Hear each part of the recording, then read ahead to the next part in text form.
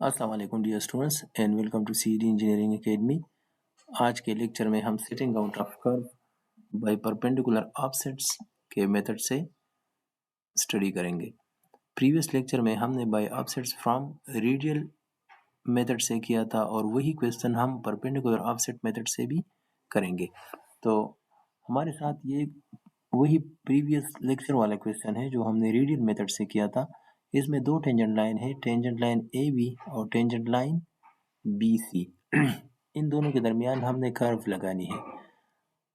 Intersection angle of both tangent lines मुंगसरा हमारे साथ बराबर है 127 डिग्री 30 मिनट और कर्व का जो रेडियस है that is equal to 15 chain radius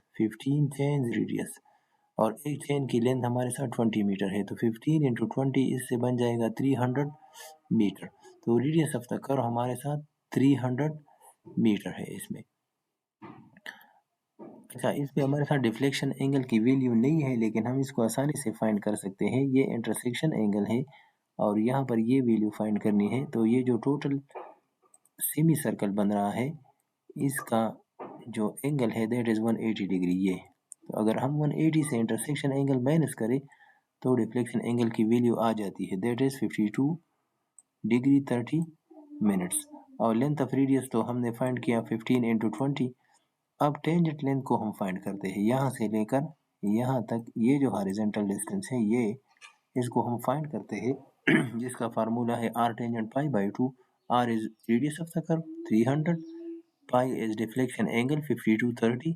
इसको भी फार्मूला में पुट करें, इसकी वैल्यू हमारे साथ 147.94 आ जाती है, जो पिछले क्वेश्चन में हमने डिटेल से डिस्कस किया था। अब इस मेथड में हम क्या करते हैं, इस मेथड में हम टेंजेंट लाइन को मुख्तलिफ इंटरवल्स में डिवाइड करते हैं। फॉर एग्जांपल 20-20 में मैं डिवाइड कर रहा हूँ, ये आ गया 20-20-20 मुख्तलिफ डिस्टेंसेस में मैंने डिवाइड किया। और फिर इस 20-40-60 इस डिस्टेंस से हम ऑफसेट ड्रा करते हैं, लेकिन ये ऑफसेट परपेंडिकुलर होगा। पिछले वाले मेथड में, रेडियल मेथड में, हमने वो ऑफसेट रेडियल ड्रा किया था।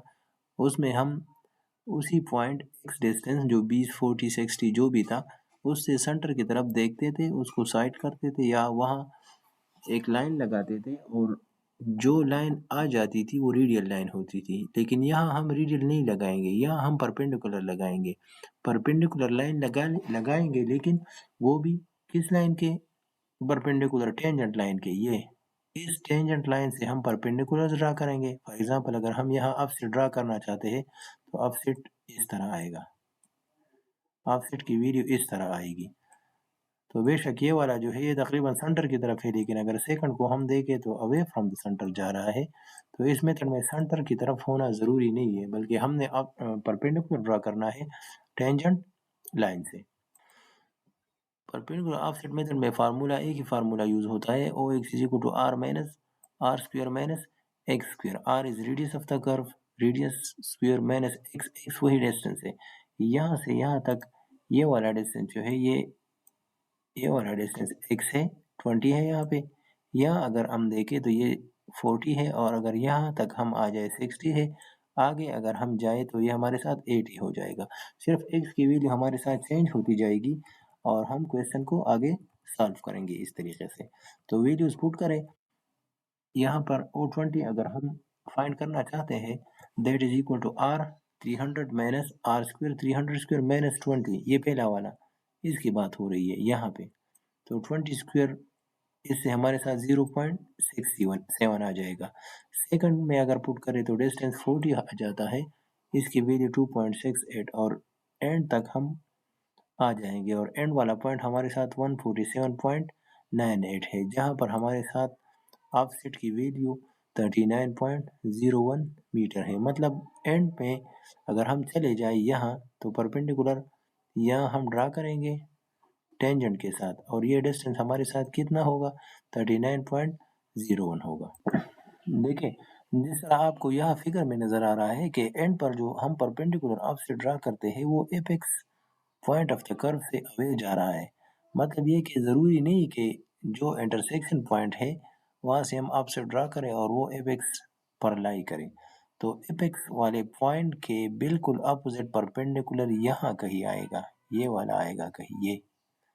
तो इस पॉइंट को लोकेट करते हैं, यहाँ से लेकर यहाँ तक ये वाला जो पॉइंट है, ये डिस्टेंस जो है ये अब हम आगे क्या करेंगे, लोकेट करेंगे। ये 147.94 वाला जो डिस्टेंस है, ये इंटरसेक्शन पॉइंट का परपेंडिकुलर ऑफसेट है, लेकिन हमें एपेक्स पॉइंट पर परपेंडिकुलर ऑफसेट चाहिए। तो उसके लिए हम क्या करेंगे, उसके लिए हम ये करेंगे कि टेंजेंट लेंथ फाइंड करेंगे। ये वाली टेंजेंट लेंथ आ गई। अब यहाँ से यहाँ तक ये जो डिस्टेंस है, मैं इसको x का नाम दे रहा हूँ और उसको फार्मूला में पुट करें वैल्यूज, आपके साथ वैल्यू आ जाएगी r sin पाई बाई 2, जिस तरह टेंजेंट लेंथ का फार्मूला है।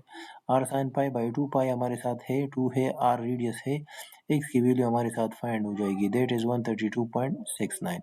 मतलब ये कि 132.69 डिस्टेंस पे अगर हम आ जाए और यहाँ से ऑफसेट ड्रा करें, तो जो पॉइंट जितना लेंथ हम ड्रा करते हैं, उस लाइन या उस डायमेंशन के एंड पर हमारे साथ apex point of the curve होगा, और जिसकी वैल्यू हमारे साथ 30.94 आ जाती है। मतलब बी पॉइंट से परपेंडिकुलर ऑफसेट ड्रा करें जिसकी लंबाई 30.94 हो, तो वहां पर जो पॉइंट आएगा वो apex point of the curve होगा।